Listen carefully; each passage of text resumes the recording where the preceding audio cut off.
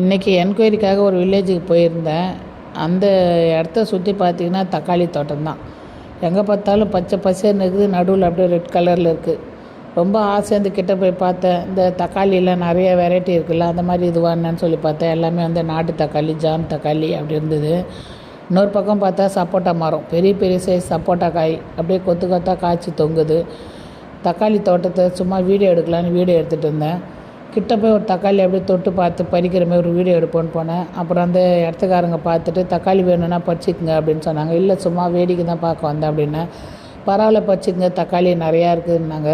பார்த்தா ஒரு பக்கம் ஒரு அண்ணன் கூட நிறையா பாக்ஸாக பறித்து வச்சுருந்தாங்க. இந்த தக்காளியெல்லாம் சேல்ஸுக்கு போதான்னு கேட்டேன். இல்லை இது வந்து ஒரு காலேஜுக்கு அனுப்புகிறோம், கேண்டீனுக்கு சமையலுக்காக அப்படின்னு சொன்னாங்க.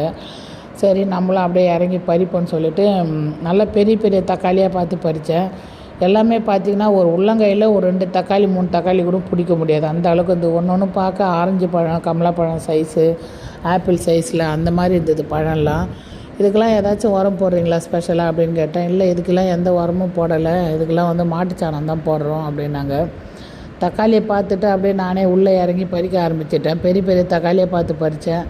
அவங்களே வந்து ஒரு 2 கிலோ அளவுக்கு வந்து தக்காளி பழம் பறித்து ஒரு கவரில் போட்டு கொடுத்தாங்க. அப்புறம் கொஞ்சம் சப்போட்டாவும் பறித்து தரேன், எடுத்துகிட்டு போங்க அப்படின்னாங்க. ஆனால் இது வந்து காய் வாடாக தான் இருக்குது, 2 நாள் ஆகும் பழுக்கிறதுக்கு, எடுத்துகிட்டு போய்ட்டு வைக்கலில் போட்டு வைங்க பழுத்துடும் அப்படின்னாங்க. நான் வீட்டுக்கு எடுத்துகிட்டு வந்து வைக்கலாம், நம்ம வீட்டில் இல்லை, இந்த அரிசி ட்ரம்மில் போட்டு பழுக்க வைக்கலாம் அப்படின்னு சொல்லிவிட்டு அதில் மேலே இந்த பால்லாம் இருந்தது அதெல்லாம் அப்படியே தொடச்சி க்ளீன் பண்ணிவிட்டு அரிசி ட்ரம்மில் போடலான்னு சொல்லிட்டு சப்போட்டா தனியாக தக்காளி தனியாக பிரிக்க ஆரம்பிச்சிட்டேன். தக்காளி பழத்தெல்லாம் அப்படியே வெளியிலே வச்சுட்டு சப்போட்டா மட்டும் அரிசி ட்ரம்மில் போட்டு மூடி வச்சிடலாம் அப்படின்னு சொல்லிட்டு தனித்தனியாக எடுத்து வச்சுட்டு இருந்தேன். இவ்வளோ நாள் நம்ம கடையில் இந்த கெமிக்கலில் விளையிற தக்காளி தான் வாங்கி சாப்பிட்றோம். இந்த வாரம் வந்து சுத்தமாக உரம்லாம் இல்லாமல் நேச்சுரலாக இயற்கையில் விளைஞ்ச தக்காளி பழத்தை சாப்பிட்லாமேன்னு சொல்லிட்டு தக்காளி பழத்தை பார்த்து ரசித்து எடுத்து வச்சுட்டு இருந்தேன். என்னை போல் நிறைய இயற்கை விரும்பிகள் இருப்பீங்கன்னு நினைக்கிறேன். நான் எங்கே இந்த மாதிரி காய்கறியோ கீரையோ எந்த பூச்செடினா கூட பார்த்துட்டு டக்குன்னு ஃபோன் எடுத்து வீடியோ எடுக்க ஆரம்பிச்சிடுவேன். நான் வந்து ஒரு இயற்கை விரும்பி. இந்த தக்காளி பழம் சப்போட்டா பழத்தெல்லாம் பார்த்தோன்னே மனசு அப்படியே தாங்கலை, பரவசமாயிடுச்சு, ஒரே சந்தோஷம்தான். என்னை போல் நிறைய பேர் இருப்பீங்க. யாருக்கெல்லாம் இந்த வீடியோ பிடிக்குதுன்றதை கமெண்டில் சொல்லுங்கள். வீடியோ பிடிச்சிருந்தா அப்படியே ஒரு லைக் ஒன்று கொடுங்க. இந்த சப்போட்டா பழம்லாம் பழுத்து தான் அடுத்த வீடியோவில் நம்ம பார்க்கலாம்.